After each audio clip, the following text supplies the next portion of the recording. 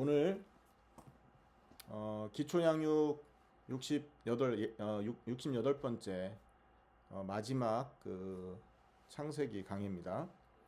제목은 이집트에 놓인 관, 영원한 언약과 부활의 소망이라는 제목입니다. 우리가 사는 세상은요, 굉장히 화려한 세상이에요. 겉보기에는 무척 화려하고 눈부시게 발전하고 있습니다. 최근에 어떤 영상을 보니까 AI하고 대화를 하는 장면이 나오더라고요. 그러면서 묻는 거예요. AI 너는 처음부터 있었냐? 아니 발견된 거냐? 발명된 거냐? 이미 있었다고 말하더라고요. 우리는 존재하고 있었다. 너희들이 우리를 발견한 것이다. 등등 해가면서 얘기를 하는데 그 정도로 지금 세상은 굉장히 빠른 속도로 눈부시게 발전하고 있어요. 그리고 사람들은요, 성공을 향해서 달려가고 있고요.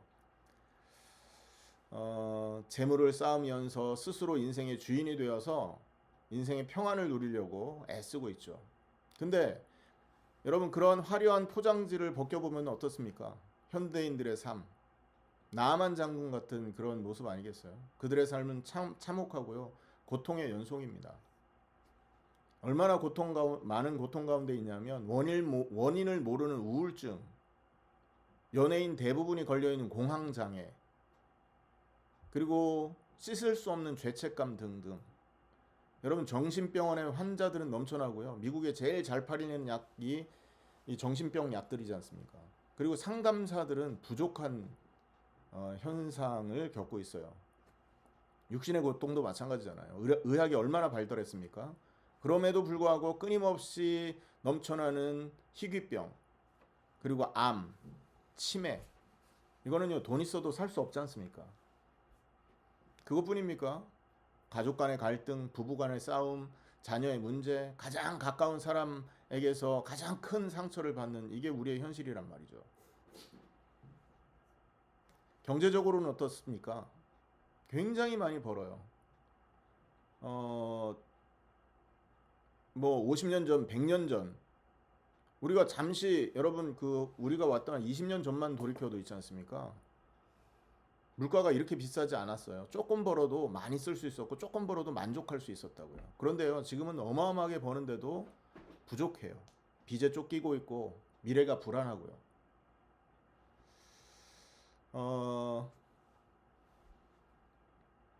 가문을 타고 내려오는 영적인 그런 저주와 재앙 앞에서 부모들은 또 무기력하게 그 자녀들의 모습을 바라볼 수밖에 없고요.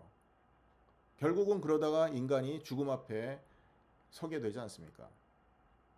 죽음 이후는 어때요, 인간은요? 영원한 심판을 받게 됩니다.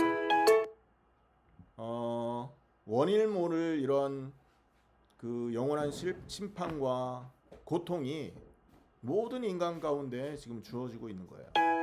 그리고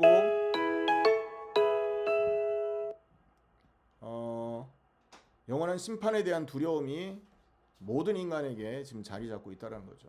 자, 그러면 이러한 고통의 근본 원인은 어디에서 나오느냐, 우리 한번 생각해 보고 가야 되지 않습니까? 많은 사람들은 자기 주변 신변 잡기를 정리하고 뭔가를 이루기 위해서 애쓰지만, 그러다 보니 너무나 바쁜 나머지 이 고통의 근본 원인이 어디에 있는지, 어디에서 출발하는지 생각 못하고 한평생을 살다가 멸망당하는데요. 우리는 이런 가장 중요한 시점에서 인간이 이런 고통당하는 중요한 근본 원인을 살펴볼 수 있어야 됩니다. 그 시작은 어디예요? 인간 스스로 자기가 피조물임을 망각하고 창조주 자리에 자기 자신을 올려놓은 것, 이것이 바로 인간 모든 문제의 근원이라는 거예요. 창세기 3장 5절 말씀에 너희가 그것을 먹는 날에는 너희 눈이 밝아져서 하나님과 같이 되어 선악을 알 줄을 하나님이 안다 말씀했잖아요. 하나님같이 되리라, 그 말에 현혹이 된 겁니다. 나는 피조물인데 그걸 잊어먹고 하나님 창조주의 자리에 내가 올라가고 싶다. 그래서 그 죄악을 범했고, 그 사건을 근본 이유로 인간은 하나님에게서 쫓겨나서 하나님과 함께하는 자리에서 쫓겨나서 마귀의 노예가 되고 고통에 빠지게 된 이런 사건을 우리는 기억하고 있어야 되는 것이죠. 세상 모든 문제의 근본 원인은 뭐냐? 피조물인 인간이 스스로 자리를 잊어먹고 창조주 하나님 자리에 오르려고 했던 우상숭배, 반역죄가 시작이었음을 우리는 꼭 기억해야 됩니다. 그것 때문에 생겨진 문제들은요, 원래 그 문제를 해결하지 않는 한 절대 해결될 수 없는 것입니다. 돈으로 세상 사람들은 그 문제 해결하려고 하잖아요. 근데 그 돈 때문에 더 큰 욕망이 생기고 더 큰 공허함이 찾아오게 됩니다. 권력으로 그 문제를 해결해 보려고 하지만, 권력으로 그 문제, 그 부분을 해결해 보려고 애쓰지만 더 큰 두려움과 외로움이 자리 잡아요. 권력이라는 자리가 원래 그렇지 않습니까? 주변 사람들 다 죽이거든요. 부모가 자식을 죽이고요. 자식이 부모를 죽여야 그 권력을 찬탈할 수 있는 거거든요. 그러니 얼마나 두렵고 외롭겠습니까? 그 자리가. 그리고 쾌락을 가지고 그 공허함을 해결해 보려고 애쓰지만 더 큰 허무함과 중독이 따라오는 것이죠. 철학은 많은 사람들의 지식을 모아서 집대성하지만 결국은 더 큰 혼란을 겪게 되는 거고요. 종교는 어떻습니까? 그것도 절대 해결책이 될 수 없죠. 왜냐하면 종교심이 깊으면 깊을수록 인간은요, 율법적인 그 어떤 고통, 율법을 지켜야 된다라는 그런 무게 때문에 더 많은 부담감을 지고 살게 되는 것이에요. 돈, 권력, 그 세상의 어떤 철학으로도 이 하나님을 떠나서 자기를 하나님으로 세운 것 때문에 생겨지는 이 고통에서 빠져나올 수가 없다라는 것을 우리는 기억하고 있어야 됩니다. 그런데 하나님은 이러한 인간에게 해결책을 주신 거예요. 그게 뭡니까? 하나님 자신이 해결책이었던 거예요. 하나님 자리에 오르려고 했던 인간을 멸망시켜도 아무 할 말이 없습니다. 그러나 자기 자리를 노렸던 인간을 구원하기 위해서 하나님이 자기 자신을 우리에게 허락했다는 거예요. 그게 누굽니까? 그게 그리스도라는 것이죠. 하나님이신데 육신을 입고 이 땅에 오신 분, 그분이 그리스도 아닙니까? 그래서 그분이 하신 일은 뭐예요? 우리를 위해서 십자가에 죽어주신 것입니다. 참 인간 제사장으로는 절대 죄가 해결할 수 없다. 인간 선지자로는 절대 하나님 만날 수 없다. 인간 왕으로서는 절대 원수를 이길 수 없다. 그래서 참 왕이고 참 제사장이고 참 선지자 되신 그리스도가 이 땅에 오셔서 인간의 죄를 위해 대속물이 되어서 모든 죄를 끝내주겠다. 이게 하나님이 주신 해결책이고 유일한 해결책이 되는 것입니다.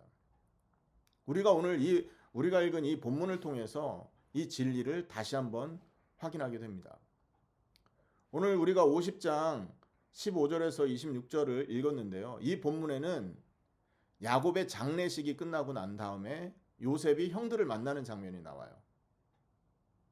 거기에서 대화를 보면 좀 가슴 아픈 그런 내용들이 오고 가는데요. 근데 이 장면을 통해서 하나님은 우리에게 어떤 진리를 알게 하시느냐? 십자가와 부활의 복음을 확인하게 하신다는 거예요.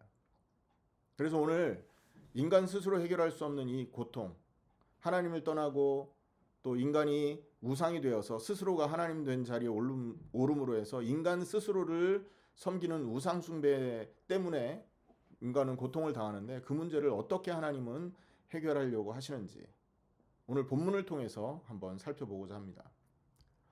자, 본문 첫 번째는요. 형들이 두려움에 사로잡혀 있어요. 14절 15절에 그렇게 말하죠. 요셉이 아버지를 장사한 후에 그의 형제들과 애굽으로 돌아왔더라. 14절이고 15절에는요. 요셉의 형제들이 그들의 아버지가 죽은 것을 보고 말하되 요셉이 혹시 우리를 미워하여 우리가 그에게 행한 모든 악을 반드시 갚지는 아니할까 하고. 여러분, 형들은요 요셉에 대한 그런 어떤 죄책감이 있었을 거예요. 그리고 두려움이 있었을 겁니다. 그 엄청난 권력자의 자리에 있었잖아요.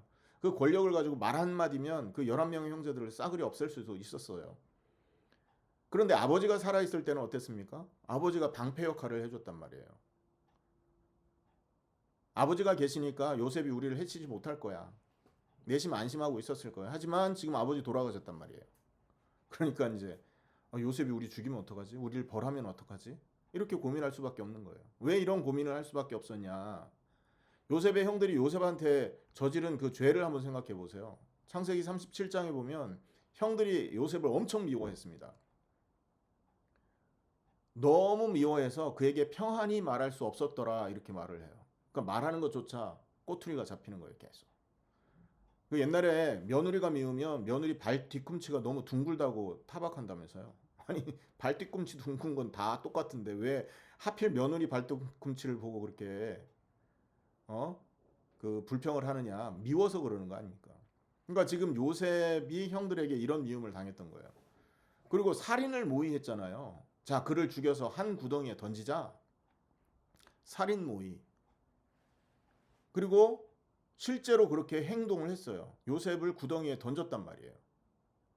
근데 보니까 죽이려고 던졌는데 다행히 물이 없어서 죽지를 않았단 말이에요. 그러니까 어떻게 해요? 죽인 거와 진배 없이 그냥 팔아버리자. 은 20에 요셉을 팔았단 말이에요. 그리고 형들이 더 악한 짓은 아버지를 속인 겁니다. 아버지에게 피 묻은 옷을 가지고 가서 짐승 그저 양피 묻혀가지고 아버지한테 아들 요셉 죽었습니다 이렇게 하고 아버지를 속였어요.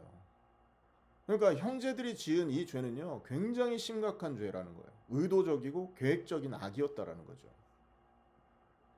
그러니까 늘 이 뭔가 불안함과 요셉이 우리를 보복하지 않을까 하는 이런 그 마음이 늘 있었을 거예요. 자, 그런데 요셉은 이 형들의 죄를 어떻게 했어요? 한 번에 용서했단 말이에요. 창세기 45장에 보면 5절에 그렇게 말해요. 당신들이 나를 이곳에 팔았다 하여서 근심하고 한탄하지 마세요. 하나님이 당신과 우리 생명을 구원하려고 나를 당신들보다 먼저 보냈다고 나는 믿고 있습니다. 이 말을 했단 말이에요. 분명히 용서를 했어요. 오래전에 용서를 이미 했다고요. 그리고 그때 이미 다 화해를 했단 말이에요. 근데 왜 자꾸 두려워합니까? 이게 뭐냐 하면 하나님 떠난 옛사람의 본성이 있기 때문에 그런 것입니다. 참된 행복과 참된 안식은 하나님이란 말이에요. 인간이 하나님과 함께 있을 때는 참된 안식과 참된 평안을 누릴 수 있었어요. 하지만 자기 자신이 하나님 자리에 오르고 나서부터는 인간은요 내면에 완전한 평화를 얻을 소스가 없어져 버린 것입니다. 하나님을 떠난 죄인, 즉 옛사람의 본성 안에는 참된 평화는 존재할 수가 없는 것입니다. 예전에 철학자 파스칼이 그런 말을 했다죠. 인간 마음에는 큰 구멍이 뚫려 있다고. 그 구멍은 그 어떤 것으로도 채울 수 없다고. 그 구멍의 자리가 누구의 자리겠어요? 원래 하나님이 계셔야 될 자리였다는 거죠. 근데 거기가 비어버리니 무엇으로 그 자리를 채울 겁니까? 그러니까 예수님이요 마태복음 11장 28절에 보면 수고하고 무거운 짐진 자들아 다 내게로 오라. 이 세상은요 하나님을 떠나고 자기를 하나님으로 섬기는 한 절대 평안할 수 없다라는 얘기를 하고 있는 거예요. 너희 보이지 않는 너희 등과 마음에는 수고하고 무거운 짐이 있지 않냐. 내가 그거를 해결할 수 있는 유일한 존재니 나에게 찾아와라. 그 말씀을 하는 거거든요. 하나님 없이는 인간은 쉼이 없습니다. 마귀의 거짓말에 속아서 하나님을 떠난 인간은 늘 불안해요. 오늘 이 형들도 보면 누군가 나를 해칠지도 모른다는 이런 피해의식에 잡혀 있는 거예요. 요셉이 나를 죽이면 어떡하지? 라는 피해의식. 내가 한 일 때문에 벌을 받으면 어떡하지? 라는 죄책감. 언제 무슨 일이 터질지 모른다라는 불안감과 두려움. 이것이 그리스도 십자가 없이는 결코 해결될 수 없는 인간의 영적 고통임을 기억해야 된다는 거죠. 그래서 늘 불안한 마음으로 평안 없이 살 수밖에 없는 게 인생입니다. 오늘 본문의 형들의 모습을 통해서 인간의 내면을 들여다 볼 수 있게 하시는 거죠. 자, 또 왜 두려워합니까? 16절에 보면 16절 17절에 보면 이에 요셉에게 말을 전하여 이르되, 그러니까 형들이 요셉한테 말을 전하는 거, 아버지가 말했다 하면서 당신의 아버지가 야곱이죠. 돌아가시기 전에 명하여 이르기를 내 형들이 너한테 악을 행하였으나 청하건대 그의 허물과 죄를 용서하라 하셨다 이런 말이에요. 그러니까 아버지가 우리한테 말을 했는데 이런 말을 했어. 너 아버지 말을 들어줘야 돼. 이 부탁을 한 거예요. 근데 성경에 한번 가만히 보세요. 요셉이 형들한테, 그러니까 야곱이 형들한테, 그 야곱이 자녀들한테 이 말 한 기록 있나요, 없나요? 이 기록 안 나옵니다. 불러놓고 살짝 얘기했는지는 모르겠는데, 근데 형들이 이런 주장을 했다라는 것은 아마도 거짓말일 가능성이 굉장히 높습니다. 왜냐하면 이 사람들이 한 인생의 모습을 보면요, 아버지를 속였잖아요. 아버지를 속이고 요셉을 팔아먹었다니까요. 그러니까 이제 그런 전력이 있으니까 자기들의 두려움을 가리기 위해서 또다시 거짓말을 할 수도 있는 거거든요. 이게 죄의 패턴이라는 거예요. 자기의 죄를, 그 허물을 가리기 위해 거짓말을 또 하고, 그 거짓말을 가리기 위해서 또 다른 거짓말을 덧붙이고, 이게 죄의 패턴이고 이것이 반복되고 있는 거예요. 그래서 옛사람은 절대 바뀔 수 없는 것입니다. 이게 지금 이 형들의 모습이라는 것이죠. 그 다음에 이것이 이제 인간이 가지고, 이 형들이 가지고 있는 모습을 통해서 인간이 가지고 있는 그런 불안함과 또 이렇게 뭔가 인생에 대한 평안함이 없는 이런 모습을 드러내 보여주는 아주 좋은 예라는 것입니다. 옛사람의 모습이고 하나님을 떠났기 때문에 그런 거예요. 하지만 반면에 하나님의 말씀은 어떻습니까? 인간이 이렇게 자기의 두려움과 어려움을 가리기 위해서 애쓸 때 하나님은 말씀대로 일을 이루고 계시잖아요. 어떻게 일을 이루십니까? 자, 50장 18절을 읽어보세요. 같이 읽습니다. 시작. 그의 형들이 또 친히 와서 요셉의 앞에 엎드려 이르되 우리는 당신의 종들이니이다. 여러분, 이 장면에서 뭐가 보이는 게 없습니까? 하나님의 말씀의 성취를 보지 않습니까? 37년 전에 요셉이 꿈을 꿨다니까요. 37장 7절에 보면 우리가 밭에서 곡식단을 묶더니 너희의 단이 나에게 절하더라 라는 꿈. 그 꿈을 듣고 형들은 비웃었어요. 그리고 37장 8절에 네가 참으로 우리의 왕이 되겠냐? 참으로 우리를 다스릴 수 있겠냐? 이 말을 했었지 않습니까? 근데 그들을 비웃기나 하듯이 하나님이 그 꿈대로, 그 약속대로, 말씀대로 일을 이루고 계시는 장면인 겁니다. 완전히 그 꿈이 성취되는 장면. 너희 단이 나한테 절하더라 했던 그 말씀 그대로요. 그의 앞에 엎드려라는 50장의 말씀. 37장에 우리의 왕이 되겠느냐 했던 그 말씀이 반대로 50장에 성취되어서 우리가 당신의 종인이다 이렇게 말하고 있잖아요. 인간은 두려워하고 자기의 어떤 죄악을 거짓말로 막 이렇게 감추기 위해 애쓰는데 하나님은 인간의 그런 실수와 상관없이 약속하신 말씀을 이루고 계신다는 거예요. 하나님의 말씀은 반드시 이루어지는 것입니다. 인간이 아무리 방해를 해도 거부해도 조롱해도 하나님의 말씀은 반드시 성취되는 것이에요.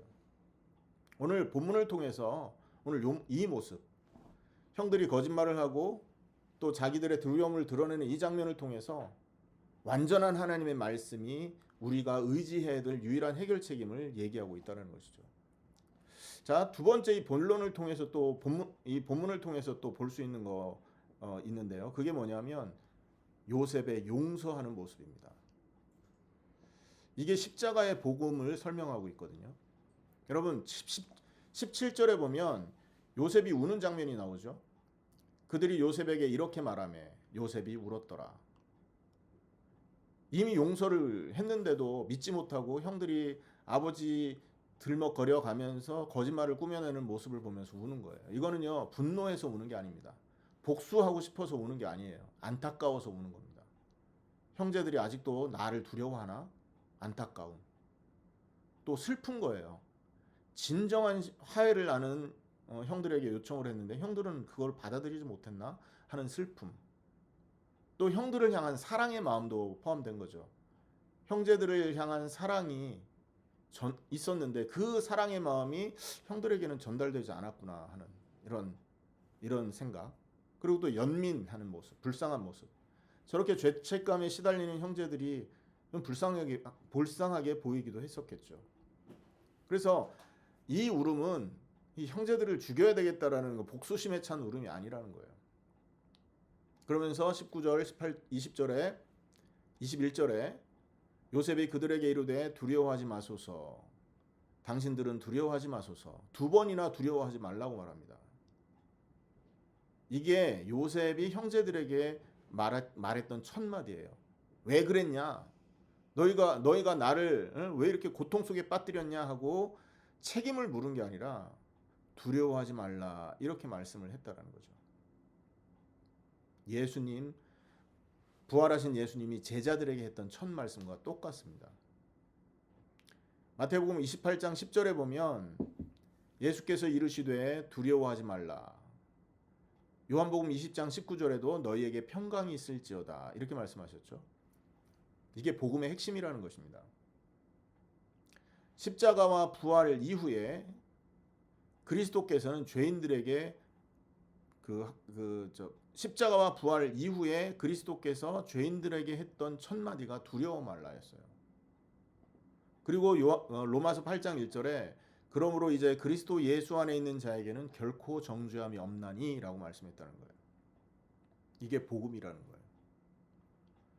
하나님을 떠난 옛사람은 늘 두려워하고 하나님과의 관계에서 화해가 안 됐을까, 평화가 있을까라고 의심하지만 그리스도 예수님은 십자가를 친히 지고 부활하셨고 그 예수님의 그 십자가와 부활의 은혜를 통해서 모든 죄와 하나님과의 그 사이에 이 막혀 있는 장벽이 허물어져 있다라는 걸 예수님은 친히 아시기 때문에 두려워하지 말아라. 염려하지 말아라. 너를 정죄할 자가 결코 없느니라 이렇게 말씀하고 계시다는 거예요. 우리는 이 사실을 놓치게 되잖아요. 어떻게 됩니까? 형들의 불안감을 다시 끌어안고 살 수밖에 없는 겁니다. 절대 놓치면 안 되는 겁니다. 십자가와 부활 이후에 하나님이 주신 은혜, 이미 완성하신 그 은혜는 믿고 받아들이면 되는 거라니까요. 그 축복이 있으시기를 예수님의 이름으로 축원합니다. 자, 그리고 19절에 요셉이 또 말하죠. 뭐라고 말합니까? 내가 하나님을 대신하리이까? 이렇게 말씀해요. 이 질문은 창세기 전체의 핵심 문제를 집약하고 있다는 걸 기억해야 돼요. 창세기에 있는 전체를 관통하는 내용이라는 거예요. 내가 하나님을 대신하리이까? 인간의 문제가 창세기 3장에서 왜 시작됐다고요? 아담과 하와가 하나님처럼 되려고 하는 데에서 문제가 있었잖아요. 창세기 4장에 가인이 왜 죄를 지었죠? 하나님 대신에 자기가 동생을 심판했어요. 심판자이신 하나님 자리에 자기가 올라앉은 거예요. 그래서 고통에 빠진 겁니다, 가인이. 바벨탑은 왜 문제가 생겼습니까? 하나님처럼 하나님 자리에 높아지려고 했던 인간의 욕망이 바벨탑을 만들었잖아요. 야곱의 아들들이 왜 이렇게 종된 모습으로 요셉 앞에 비굴할 수밖에 없나요? 나를 하나님으로 세웠기 때문에 이런 일들이 벌어졌잖아요. 하지만 요셉은 어떻습니까? 나는 하나님을 대신할 수 없습니다 라고 말을 하고 있다고요. 심판은 하나님의 것이라는 겁니다. 나는 너희를 심판할 권리가 없다 이 말을 하고 있는 거예요. 또 복수도 하나님 것이다라는 거예요. 복수가 하나님이 하실 일이지 나는 할 것이 아니다. 왜? 그분이 왕이시니까. 그분이 심판자이시니까. 그분이 주관자이시니 이 복수도 하나님이 알아서 하실 거다라는 거잖아요. 그리고 자기의 신분을 정확히 얘기한 겁니다. 나는 하나님이 아니다. 자기의 실체를 완벽히 파악한 거죠. 그래서 내가 하나님을 대신하리이까 이 말은요. 요셉은 하나님 자리를 빼앗지 않았다라는 겁니다. 이것이 진정한 겸손이고 이것이 창세기 3장의 문제를 완전히 극복한 모습이라는 걸 기억해야 돼요. 자, 그리고 20절에 보면 이런 말씀이 또 있죠. 당신들은 악을 행했고 하나님은 그것을 선으로 바꿨다 이 말을 합니다. 우리 20절을 한번 읽어볼까요? 창세기 50장 20절 같이 읽습니다. 시작. 당신들은 나를 해하려 하였으나 하나님은 그것을 선으로 바꾸사 오늘과 같이 많은 백성의 생명을 구원하게 하시려 하셨나니라고 말합니다. 이게 이제 창세기에서 중요한 구절 중에 하나로 분석되는데요. 뭐냐?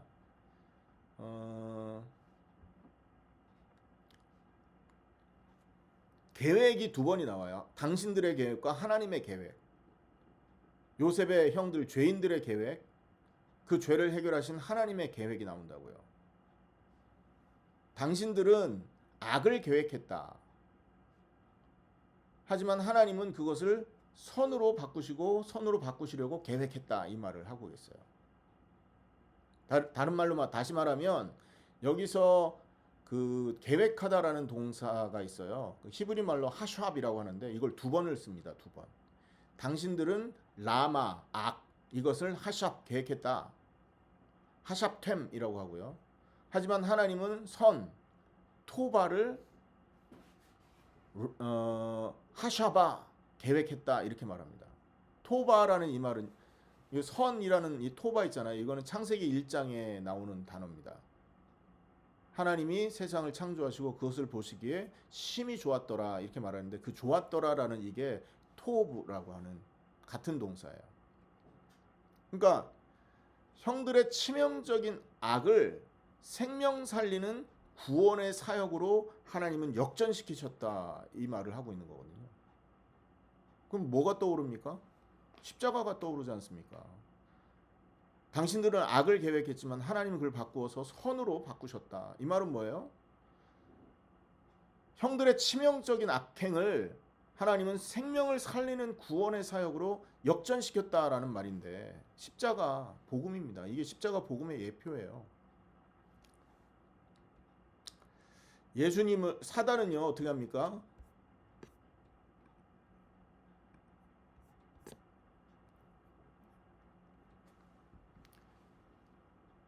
갑자기 이게 튀네. 잠깐만요.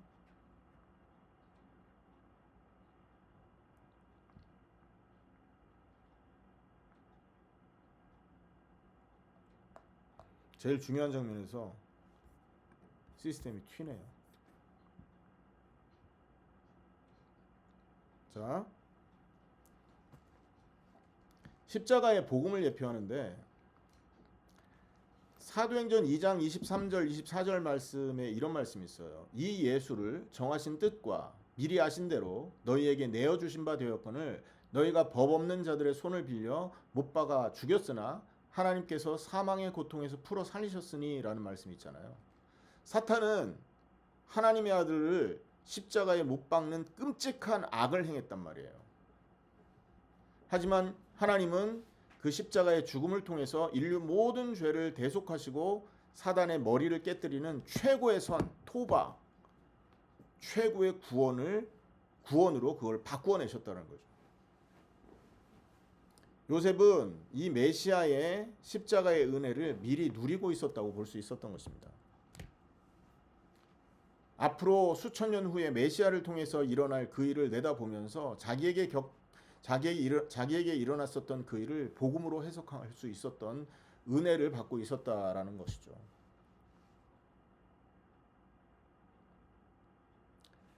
그래서 복수의 칼날 대신 요셉은 참된 용서와 평안을 빌어줄 수 있었던 것입니다. 그 결과 21절에 요셉이 말을 하잖아요. 내가 당신들과 당신들의 자녀를 기르리이다 하고 그들을 간곡히 위로하였더라. 기르다 칼칼이라고 말합니다. 히브리 말에서는요. 이 말은 어린아이를 돌보듯이 돌보다라는 뜻이에요.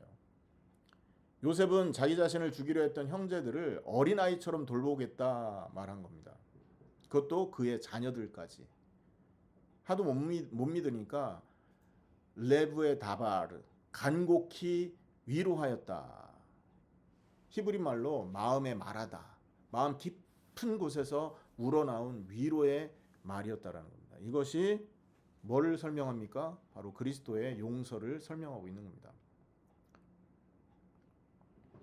요셉이 두려워하지 말라 하고 용서했잖아요. 예수님 그리스도는 어떻게 용서합니까? 평강이 있을지어다. 내가 기르리이다 요셉은 말했죠. 그리스도는 어떻게 했어요? 내가 생명의 떡으로 너희를 먹여 살리겠다. 요셉은 형제들과 자녀들까지 돌봤지만 예수님은 어땠어요? 믿는 자와 그 후손까지 돌보시는 분입니다. 요셉은 마음으로 위로했지만 예수님은요 성령으로 위로하고 계신다는 거죠.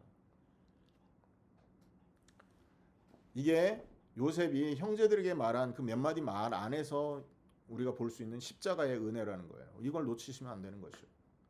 그리고 세 번째 뒷부분을 보면 22절, 23절에 이제 그 요셉이 죽어서 관에 누여지는 장면이 나옵니다. 자, 요셉의 말년이 22절, 23절에 나오는데 요셉이 110살까지 살았잖아요. 아주 이상적인 그 수명입니다. 축복받은 삶의 상징이죠. 에브라임의 증손자까지, 므낫세의 손자까지 만나보고 죽게 됩니다. 이 야곱의 약속이 성취되기 시작하는 거죠, 이제. 그리고 요셉은 선택을 합니다. 피라미드를 선택할 것이냐, 약속의 땅을 선택할 것이냐. 죽음 이후에 이 삶을 내다보면서 선택하죠.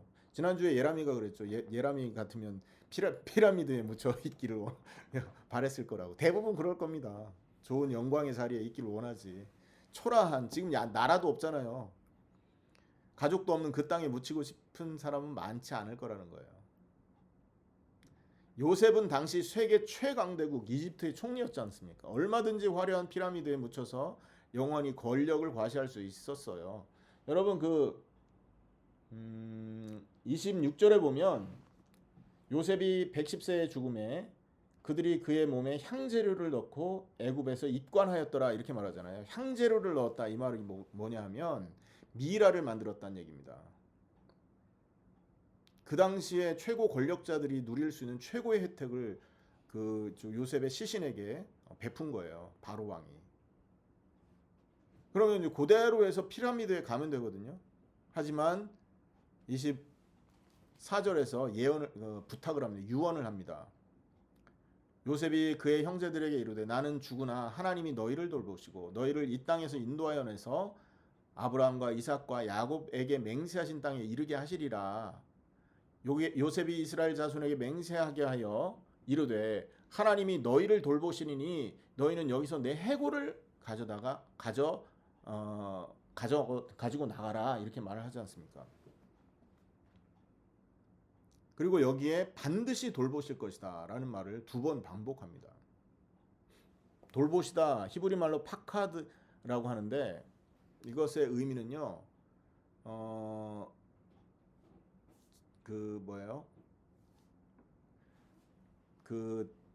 하나님이 찾아오신다. 돌보신다 이 말은 하나님이 나를 방문하셔서 관심을 가지고 행동하시고 구원을 위해 개입하시고 하는 모든 과정들을 포함한 단어라는 거예요. 그러니까 나는 죽는다. 나는 한계를 갖고 있는 인간이고 죄인이다. 하지만 하나님이 돌보신다. 의미는 하나님의 신실하심을 요셉이 확신하고 있었다라는 거고요. 약속의 땅에 이르게 하실 것이다. 이 말은요. 이미 자기의 인생에서 하나님이 말씀 성취하는 걸 봤기 때문에 지금 아브라함을 통해서 주신 이 언약도 반드시 성취될 거라는 믿음의 이 언약 성취에 대한 신실한 믿음까지 있었던 거예요. 그리고 내 해골을 가져가라 이 말은요. 부활의 소망을 말하는 것입니다. 난 이 땅에 죽어서 부활할 때 이집트에서 그리스도를 만나고 싶지 않다. 언약의 땅에서 우리 조상의 땅에서 그리스도 보고 싶다. 이 말을 하는 거죠. 그러니까 이 말은 뭐냐면 한순간도 나는 이집트의 흙과 섞이는 걸 원치 않는다라는 거예요. 왜요? 메시아가 오실 땅이 가나안이기 때문에 그렇습니다. 여자의 후손 창세기 3장 15절에 그 여자의 후손이 오실 땅이 바로 실로가 오실 그 땅이기 때문이라는 거예요. 창세기 49장 10절이 바로 실로가 오실 땅 가나안임을 알리고 있다라는 거죠. 그래 그 메시아가 이 땅에 오시는 걸 기다리면서 묻히고 싶다라는 거예요. 그 다음에 2번째로 이 자기의 뼈를 가져가라 이 말의 의미는 또 뭐냐 하면 메시아의 부활에 동참하기 위해서입니다. 십자가 죽고 끝나는 게 아니잖아요. 메시아가 부활하지 않습니까?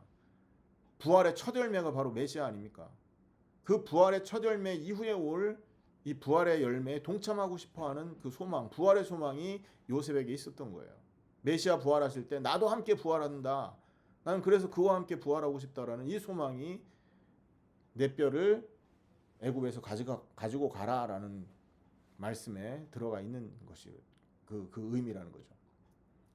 그리고 세 번째 이 말의 의미는 또 뭐냐면 후손들에게 소망을 주기 위해서입니다. 요셉의 시신이든 이집트의 관은 이스라엘 사람들한테는 시각적인 선포예요. 시각적으로 뭔가를 의미해 주는 거죠. 이 세상은 우리의 영원한 본향이 아니다라는 메시지를 주는 그 역할을 한다는 거예요. 그리고 우리는 메시아의 언약과 부활에 동참할 자들이다라는 것을 선포하고 있다는 거예요. 400년 동안 그 말을 했지만 실제로는 요셉의 관이 400년 동안 애굽에 있었습니다. 그 400년 동안 이스라엘 백성이 요셉의 관을 보면서 무슨 생각을 했을까요? 그 관을 볼 때마다 기억했을 겁니다. 하나님은 반드시 우리를 돌보신다. 우리는 반드시 이 땅을 떠날 것이다. 메시아가 오실 그 땅, 가나안 땅으로 우리는 다시 이주할 것이다 라는 것을 요셉의 관을 보면서 생각하지 않았겠어요? 그래서 요셉의 관은 뭔가 중요한 메시지를 선포하는 의미 있는 역할을 했다는 거죠. 자, 그러다가 400년 후에 실제 요셉의 약속대로 일이 벌어졌습니다. 출애굽기 13장 한번 보시겠습니다. 출애굽기 13장 출애굽기 13장 19절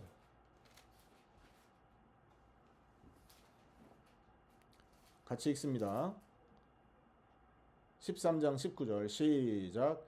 모세가 요셉의 유고를 가졌으니 이는 요셉이 이스라엘 자손으로 단단히 맹세하게 하여 이르기를 하나님이 반드시 너희를 찾아오시리니 너희는 내 유고를 여기서 가지고 나가라 하였음이더라. 할렐루야.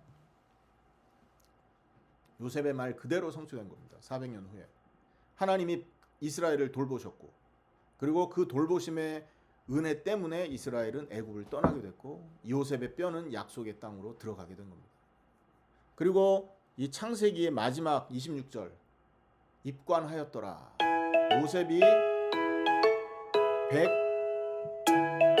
요셉이 110세에 죽고 나서 그들이 그의 몸에 향제를 넣고 애굽에서 입관하더라라고 끝나잖아요. 이게 창세기 마지막 그 모습인데, 자, 창세기의 시작은 뭘로 시작했습니까? 태초에 하나님이 천지를 창조하시니라. 창세기의 끝은요, 애굽에서 입관하였더라. 시작은 창조로, 끝은 무덤으로 끝났다는 거예요. 시작은 생명으로, 끝은 죽음으로 끝났다라는 거예요. 이게 인간의 한계라는 거예요. 인간은요, 죽음을 이길 수 없다라는 걸 알려주고 있다라는 것이죠. 하지만 이렇게 끝나는 게 창세기가 아니라는 거예요. 이것이 끝이 아니라는 걸 알려주고 있어요. 상황은 지금 요셉이 관에 있어요. 하지만 그렇게 죽어서 무덤에 들어갈 인간은 소망을 갖고 있어야 된다는 거죠. 무슨 소망? 약속은 살아있다라는 소망. 그리스도께서 부활하시고 그 그리스도가 다시 오실 거라는 이 소망을, 이 약속을 우리는 소망으로 붙들고 살아 있어야 된다는 거예요. 창세기는 끝나지만 그러나 구속의 이야기는 계속된다라는 걸 얘기하고 있는 겁니다. 인간은 죽지만 하지만 그러나 하나님은 반드시 인간을 돌보신다라는 것. 그래서 이 관은 끝이 아니라, 끝의 상징이 아니라 시작의 상징이라는 걸 기억해야 돼요. 출애굽의 시작이요, 가나안 정복의 시작이요, 메시아의 오심의 시작이요, 인간 죄의 종말의 시작이다라는 거죠. 결론적으로 몇 가지를 정리하고 말씀을 마무리 짓겠습니다. 오늘 본문이 우리에게 던지는 메시지 뭡니까? 죄책감과 두려움에 사로잡힌 옛사람이 십자가에 죽었음을 믿고 인정해야 된다라는 것입니다. 형들처럼 과거의 상처, 죄책감, 세상의 염려에 매여 있지 말고 그리스도 예수께서 십자가에서 이미 행하신 그 십자가와 부활의 구원의 은혜를 붙들고 살아야 된다. 우리 마음의 상처, 죄책감, 염려, 이건 마귀가 주는 마음의 고통이에요. 내가 하나님 자리에 있기 때문에 나타나는 증상들이라는 것이죠. 우리가 알거니와 우리 옛사람이 예수와 함께 십자가에 못 박힌 것은 죄의 몸이 죽어 다시는 우리가 죄에게 종노릇하지 아니하려 함이다. 로마서 6장 6절입니다. 기억하셔야 됩니다. 2000년 전 예수님과 함께 두려워하는 나의 옛자아는 이미 죽었음을 믿고 받아들이셔야 돼요. 이건 느낌이 아니라 사실입니다. 하나님이 하신 일이 완성하신 일이라니까요. 이 사실을 믿음으로 그대로 받아들이셔야만 대속의 은혜를 누리는 사람이 되는 것입니다. 두 번째, 내 삶의 모든 위기와 아픔을 생명 구원의 관점으로 해석하셔야 됩니다. 우리를 괴롭힌 사람, 나를 괴롭게 한 환경, 또 내 주변에 나를 힘들게 하는 여러 사람들이 있어요. 그 상황에서 우리는 뭘 고백해야 돼요? 내가 하나님을 대신하겠습니까? 이런 고통은 내가 하나님 자리를 대신했기 때문에 오는 고통이잖아요. 이제는 그 자리를 내려놓으셔야죠. 왜? 우리는 죽었기 때문에 그렇습니다. 2000년 전에 십자가와 함께 죽은 사람들이에요, 우리는. 그러므로 내가 하나님을 대신하겠습니까? 복수를 하나님께 맡기고 원망도 버리시고, 원망은 왜 합니까? 내가 살았어서 죽지 않아서 원망이 되는 거라니까요. 죽어 없어진 사람은 원망을 못해요. 하나님은 우리가 겪는 눈물, 상처, 육신과 마음 고통까지 십자가 안에서 이미 끝냈어요. 그리고 우리를 부활에 동참하게 함으로써 재창조된 사람으로 바꾸셨다니까요. 고린도후서 5장 17절이죠. 그런즉 누구든지 그리스도 안에 있으면 새로운 피조물이라. 이전 것은 지나갔으니 보라 새 것이 되었도다. 그래서 우리에게 일어난 이런 사건들, 괴로움은 영혼을 살리는 간증과 생명의 도구, 선한 도구로 사용하시는 것입니다. 그래서 우리의 삶의 우선순위는 오직 생명을 살리는 일에 맞춰줘야 되는 겁니다. 세 번째, 세상의 성공이 아닌 천국과 부활, 그 부활을 소망하면서 사는 사람이 되어야 되는 겁니다. 빌립보서 3장 20절에 보면 우리의 시민권은 하늘에 있는지라 거기로부터 구원하는 자 곧 주 예수 그리스도를 기다린다 그랬어요. 세상의 화려함에 마음을 빼앗기지 마시고 세상의 웅장함에 기 눌리지도 마시기 바랍니다. 요셉이 이집트의 관 속에서도 약속의 땅을 소망했듯이 우리 성도들의 삶은 매 순간 부활의 주님을 바라보면서 그리스도의 재림과 영원한 천국을 소망하는 나그네의 삶이 되어야 되는 것입니다. 이집트의 총리였었지만 피라미드를 거부하고 약속의 땅을 소망하고 부활을 기대했듯이 이 세상에서 우리가 성공해도 세상 영광을 붙잡지 않고 천국을 바라보면서 그리스도와 함께 부활을 소망하는 저와 여러분이 되어야 될 줄 믿습니다. 기도하겠습니다. 사랑하는 하나님 아버지, 참으로 감사를 드립니다. 그리스도의 십자가와 부활만이 우리의 유일한 해결 책임을 믿고 살아가는 우리 되게 하여 주옵소서. 요셉이 죽으면서까지 붙들었던 그 확고한 언약, 참된 왕, 참된 제사장, 참된 선지자 그리스도 예수를 오늘 나의 주, 나의 하나님으로 온전히 영접하는 그런 응답 있게 하여 주옵소서. 날마다 십자가를 바라보며 옛사람의 상태를 벗어버리고 부활의 새 생명으로 승리하는 큰 응답을 하나님 허락하여 주옵소서. 요셉의 죽음과 그 죽음 이전에 있었던 형들과의 사건을 통해서 우리가 붙들어야 될 언약들을 확인하고 살아가는 귀한 하나님의 백성들로 변화되도록 인도하여 주옵소서. 감사드리며 권세 많으신 예수 그리스도 이름으로 기도하옵나이다. 아멘.